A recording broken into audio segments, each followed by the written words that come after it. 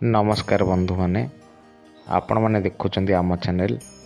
आज आम आसीचु पिकनिक पूरा फैमिली सहित जगतसिंहपुर पवित्र बाबा गोरखनाथ मंदिर को आउ अन्य मंदिर भी बुला हम किंतु प्रथम आम जा बाबा गोरखनाथ मंदिर को। फाइनाली आम आसी पहुँची जाइए जगतसिंहपुर ଥିବା गोरखनाथ मंदिर रे जीवा भितर को।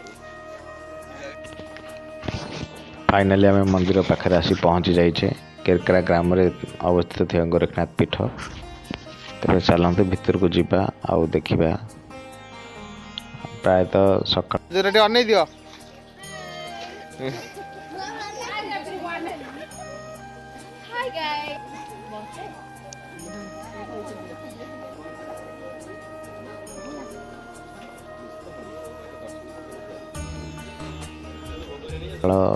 छटा समय आम पहुँची गलु। ये मंदिर मुख्य द्वार देखिपे केते सुंदर कारुकार्य होइछे। तेरे चलतु भीतर को जीवा। बाबा पाख जावा पूर्व आम प्रथम गोड़ हाथ टे धोई था भलसे। चलतु ये देखिपे मंदिर सामने गोटे बड़ पुष्करणी रही।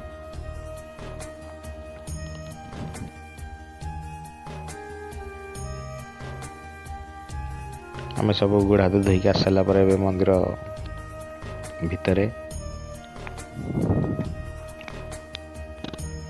आपण ए देखिपे बट वृक्ष केते सुंदर देखा जाउची। जेहेतु सूर्य उदय टिके हेई नांती सेतिपय विजिबिलिटी कम ही आम कारण भोर बाहरी आसलु भिड़ हो बोली।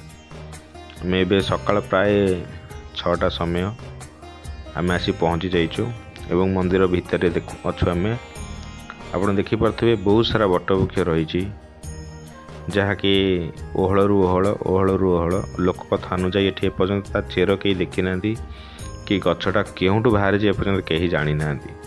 ये सब ओहलू ओहल सब तले नागी गछ सृष्टि होती।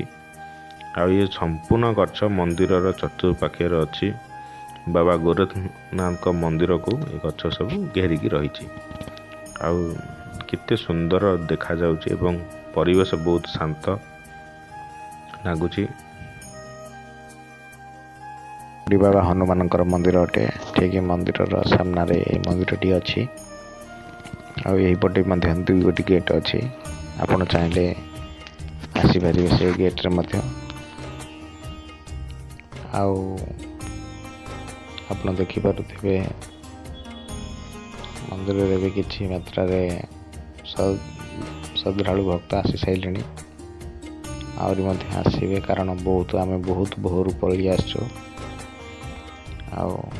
ये सब देखिपे बहुत सारा मानसिक ये सब हुए मानसिक पूर्ण हुए।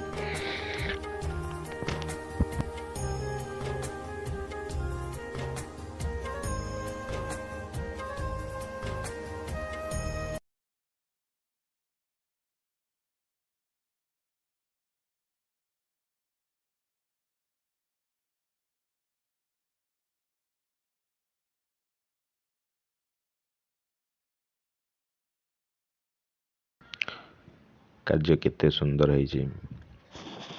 प्राय बाबा आलती समय पाखापाखि आसी सारा। ये सब देखिपे मंदिर बाहर नागफणी सब मूर्ति मान रही। आईटी गोटे जगार आमर ये मंदिर परिसर भितर गोटे अग्निकुंड अच्छी जहाँकि 200 वर्ष है से कुंड केबे निभिनी सेमिति से कुंड रे आमर अग्नि जलुची। से अंश जली सारा पर से अंश रु विभूति तैयारी करा जाए। से विभूति की दुरारोग्य जो मानकर मानसिक पूर्ण कर से विभूति पाइला पर मानसिक पूर्ण है। दुरारोग्य पीड़ित थी लोक भी विभूति दि जाए जहाँफल से निरोगी होता है। विभूतिर बहुत चमत्कार रही अद्भुत चमत्कार सब रही।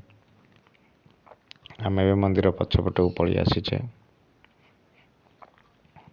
बहुत ठंडा लगुच। ये देखिपे सब जाल पड़ी कारण विवाह व्रत भोजी सब ये हुए।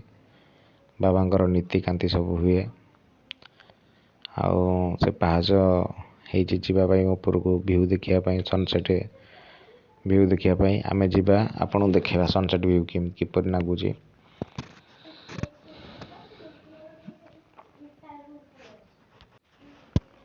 ଏଇଠି ଦେଖିପାରୁଥିବେ, ଏଇଠି ସୂର୍ଯ୍ୟ ଉଦୟ ସାରିଲେଣି। ଆଉ ବାବାଙ୍କର କିଛି ଦିନ ପରେ ଜନ୍ମୋତ୍ସବ, ବାର୍ଷିକ ଜନ୍ମୋତ୍ସବ ପାଳନ କରାଯିବ। ପବିତ୍ର ମାଘ ମାସ ଅଗ୍ନିଶମ ପୂର୍ଣ୍ଣିମାରେ ବାବାଙ୍କର ଏଠି ଜନ୍ମୋତ୍ସବ ପାଳନ ହୁଏ। ଆଉ ଆପଣ ବି ଆସନ୍ତୁ, ବାବାଙ୍କର କୃପା ଲାଭ କରନ୍ତୁ। ଆମେ ତ ଆସିଲେ ବହୁତ ସୁନ୍ଦର ଲାଗିଲା। ଆଉ ଆଶା କରୁଛି ଭିଡ଼ିଓଟି ଭଲ ଲାଗିଥିବ। ଆଉ ଆମ ଚ୍ୟାନେଲକୁ ଫଲୋ, ଲାଇକ୍, ସେୟାର କରନ୍ତୁ ଏମିତି ନୂଆ ନୂଆ ଭିଡ଼ିଓ ଦେଖିବା ପାଇଁ। ଦେଖାହେବା ନୂଆ। ଏଇଠି କିଛି ମନ୍ଦିରର ଫଟୋ ସବୁ ରହିଛି, ଆପଣ ଦେଖିପାରୁଥିବେ। ଆଶା କରୁଛି ଭିଡ଼ିଓଟା ମନକୁ ଛୁଇଁଥିବ। ଯଦି ଛୁଇଁଥିବ ଗୋଟେ ଲାଇକ୍ ଦେବେ, ଆଉ ଗୋଟେ କମେଣ୍ଟ କରିବେ। ଆପଣଙ୍କ କମେଣ୍ଟ ମୋତେ ନେକ୍ସଟ ଭିଡ଼ିଓକୁ ଆଗକୁ ବଢ଼ିବାରେ ସାହାଯ୍ୟ କରିବ।